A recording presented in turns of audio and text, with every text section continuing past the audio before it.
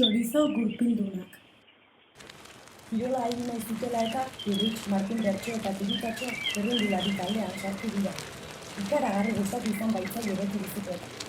Gainera oso pozik daude, entrenatzaileak oso txirrindulari onak direla esaten dio. Astero kopa bat etxera, hainbeste kopa, ez dizu topa, etxean ez gara kabitu ere egingo. Heldu da lehen lasterketa eguna. Prest daude txirrindulariak. Lagun guztiak ere etorri dira ikustera. Nola ez? Itxaropen handia daukate gainera. Uste dute, euren lagunetako batek irabaziko duela lasterketa. Behar bada podiumean egongo direla irura. Ekin, neska mutila! Chorizo muturra ere eman die indarrak hartzeko. Esan diote ez dela komeni hainbeste gozaltzea lasterketa aurretik. Ezin dela chorizoa lasterketa aurretik jan? Niretzat orduan! Egun ederra, zikletan ibiltzeko. Lagun bidean. Lasterketa amaitu da. Ez Kirritxek, ez Martin Bertxok, ez da Tiritatxok ere ez dute irabaz. Azkelekoen artean sartu dira gara. Eta normala ere bada, egun gutxi egin dituzte entrenatzen. Hobetu egin beharko dute.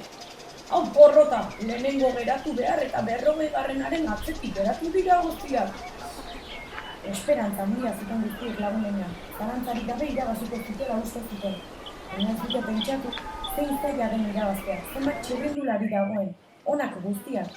Ez zaila bururatu, guztiek irabazten nahi dutela. Chorizoa jan behar zuten, esan dietnik, Porrotxek ezin tristura eta etxia ezkutatu. Azpijokoren bat egon dela esaten hasi da, txirrindulari batzuk bide laburragoa egin dutela. Lagunak mintzatu dituztela eta alak amaita asmatu zen. Lasaitu egin dute, eta patakonek, ea Marino Lejarreta ezagutzen duen galdetu dio. Marino Lejarreta txirrindulariaren historioa kontatu dio. Nola ez duen askotan irabazten, lantzean behin baino ez. Baina hala ere, zenbat estimatzen zuten zaleek, zenbat animatzen zuten eta zenbat egoitzapen onak itzu duten. Irabazten ez zutenen zalea naiz. Ni beti, aupa Marino! Ulertu egin du Porrotxek. Kirola ez dela irabazteko soilik, baita osasuntsu egoteko ere. Ondo pasatzeko edota lagunekin gozatzeko. Irabaztea, sarritan gozoki tristea.